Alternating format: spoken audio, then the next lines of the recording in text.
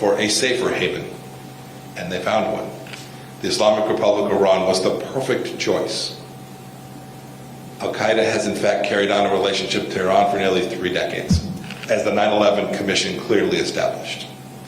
In the early 90s, Al-Qaeda operatives traveled to Iran and the Bekaa Valley of Lebanon, the heartland of Hezbollah, for explosives training. In the period before 9/11, the Iranian regime told border inspectors not to stamp Al-Qaeda members' passports when they entered or left Iran on their way to or from Afghanistan.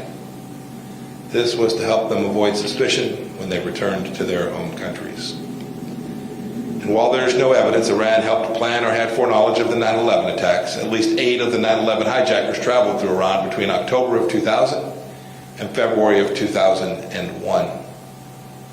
Indeed, in 2011, a federal judge in New York ruled that Iran had provided support for the 9/11 attacks based on the role it played in furthering Al-Qaeda operatives' plans. And of course, after 9/11, hundreds of Al-Qaeda terrorists and their families fleeing America's righteous vengeance took refuge there, inside of Iran. A letter from bin Laden, found by the Navy SEALs during the Abbottabad raid, sums up the relationship since 9/11 very well. In his own words, quote, "Iran is our main artery for funds, personnel, and communication. There is no need to fight with Iran unless you are forced to," end of quote. These are bin Laden's own words about his and Al-Qaeda's relationship with the Islamic Republic of Iran. Of course, there's more evidence as well. In 2013, the Canadian government disrupted an Al-Qaeda plot against a passenger train that linked Toronto and New York. The Canadian government stated that the plotters received, quote, "direction and guidance," end of quote, from Al-Qaeda members living inside of Iran. No, New York Times, not a surprise. Iran arrests students, religious minorities, and environmentalists, but not jihadist Al-Qaeda killers. Yet, in spite of all the assistance the Khomeini regime provided to Al-Qaeda, Tehran actually imposed tight restrictions on its operatives inside of Iran for some time. The regime very closely monitored Al-Qaeda members, putting them under virtual house arrest. They were in control. Bin Laden himself considered Al-Qaeda members inside the Islamic Republic to be hostages. The Iranians controlled these Al-Qaeda leaders. But the U.S. government didn't believe that Iran had authorized Al-Qaeda to launch a terrorist attack. But I have to say today, that is not the situation. Indeed, everything changed in 2015, the same year that the Obama administration and the E3, France, Germany, and Britain, were in the middle of finalizing the JCPOA. A sea change was happening within the Iran-Al-Qaeda axis. Let me give you some information that is brand new to the public today. Iran decided to allow Al-Qaeda to establish a new operational headquarters on the condition that Al-Qaeda operatives abide by the regime's rules governing Al-Qaeda's stay inside of the country, agency, and control. Since 2015, Iran has also given Al-Qaeda leaders greater freedom of movement inside of Iran under their supervision. The Iranian Ministry of Intelligence and Security and the IRGC have provided safe havens and logistical support, things like travel documents, ID cards, passports, that enable Al-Qaeda activity. As a result of this assistance, Al-Qaeda has centralized its leadership inside of Tehran. Ayman al-Zawahiri's deputies are there today, and frankly, they're living a normal Al-Qaeda life. Al-Qaeda terrorists like Saif al-Adnan and the now dead Abu Muhammad al-Masri have been able to place a new emphasis on global operations and plotting attacks all across the world. Tehran has allowed Al-Qaeda to fundraise, to freely communicate with Al-Qaeda members around the world, and to perform many other functions that were previously directed from Afghanistan or Pakistan. Al-Qaeda now has time. Because they're inside of Iran, they have access to money. They have a range of Iranian support. They now have new tools for terror. You now have the world's largest state sponsor of terrorism, the Islamic Republic of Iran, as the home base for Al-Qaeda. They are partners in terrorism, partners in hate. This axis poses a grave threat to the security of nations and to the American homeland itself. I would say Iran is indeed the new Afghanistan as the key geographic hub for al-Qaeda.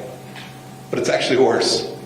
Unlike in Afghanistan, when al-Qaeda was hiding in the mountains, al-Qaeda today is operating underneath the hard shell of the Iranian regime's protection.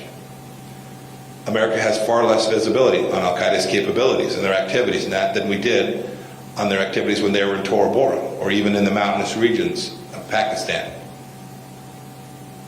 After 9/11, America was able to unleash our firepower against al-Qaeda in Afghanistan to the point that we no longer need a large military presence in that country.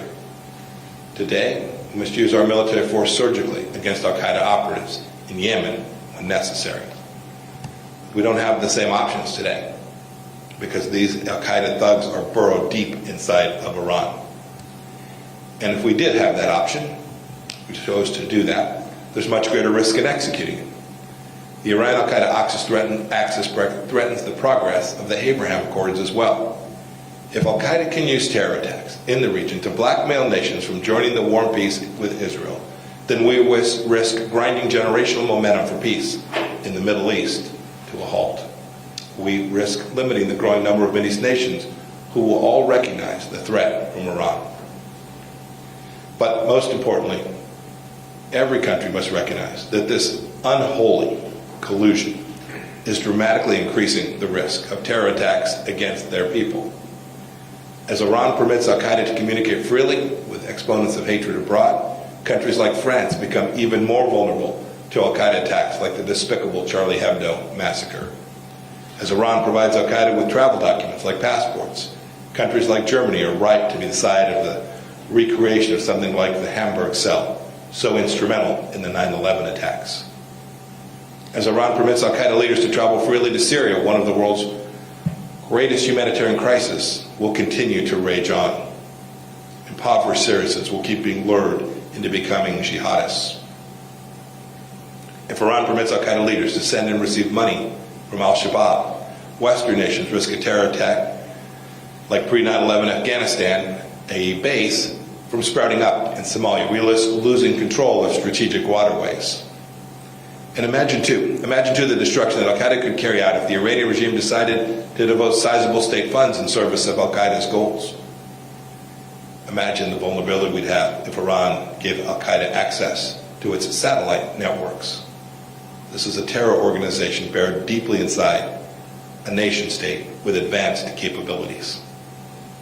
Look, there's ample precedent for all of this if you consider the regime's support of Hezbollah, the Houthis, Shia militias in Iraq, and Sunni terror groups like Hamas and the Palestinian Islamic Jihad. Imagine the threat to America. Imagine the threat to Israel, to Saudi Arabia. Imagine, too, the potential to completely upend fragile places with an established al-Qaeda presence like Libya, Yemen, and the Maghreb, or increase turmoil in places like Bangladesh where al-Qaeda cells have carried out attacks. Imagine that al-Qaeda starts carrying out attacks at Iran's behest, even if the control is not perfect.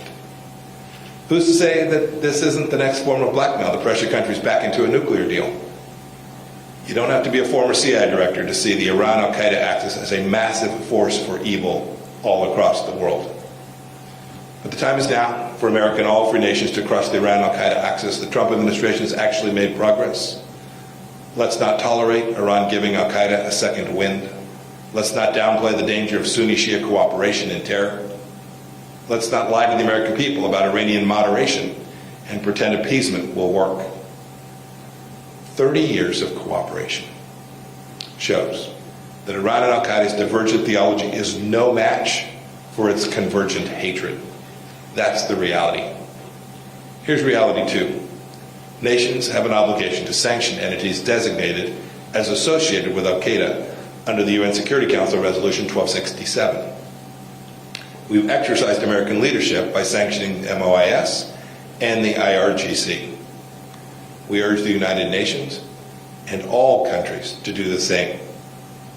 Today I'll announce the following actions.